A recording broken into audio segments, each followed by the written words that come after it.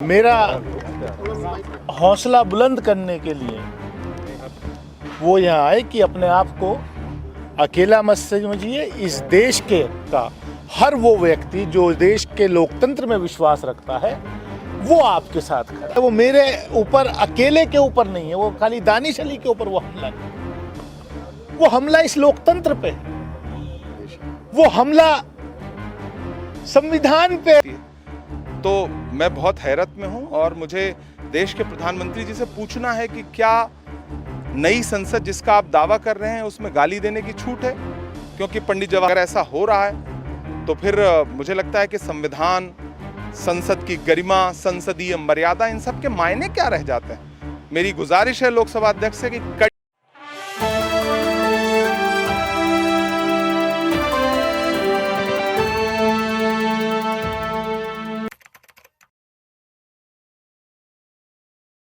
क्या बातचीत आपकी हुई, मुलाकात हुई, सस्पेंड करने की बात चल रही है रामदीप सिंह, रमेश बिधूड़ी।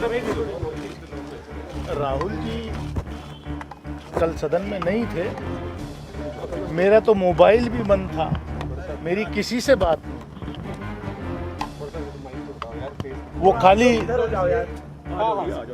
सॉलिडेरिटी के लिए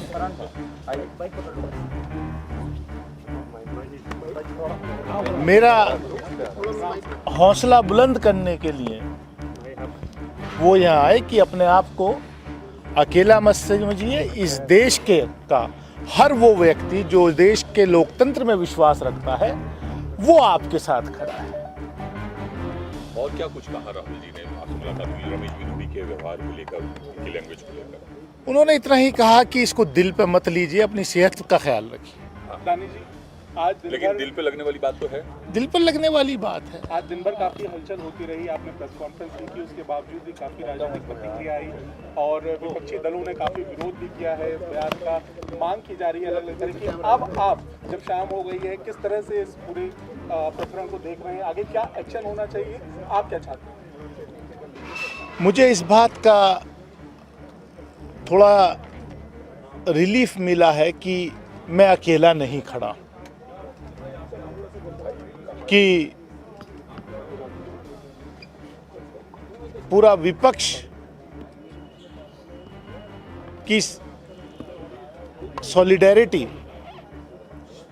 मेरे साथ है और मैं अकेला नहीं हूं। वो जो हमला है वो मेरे ऊपर अकेले के ऊपर नहीं है, वो खाली दानिश अली के ऊपर वो हमला नहीं, वो हमला इस लोकतंत्र पे है, वो हमला संविधान पे है, वो हमला जो नफरत की दुकानें सड़कों पर लगती थी वो अब नफरत की दुकान इस अमृतकाल में, इस नए भारत के नए संसद के परिसर में लगनी शुरू हो गई। इसका मुझे अफसोस है। जिसका करने की बात आपने की है, मांग की है। देखिए, जिस तरह से कल देश की संसद में रमेश बिधूड़ी जो भाजपा के सांसद हैं, उन्होंने बसपा के सांसद दानिश अली को गाली दी।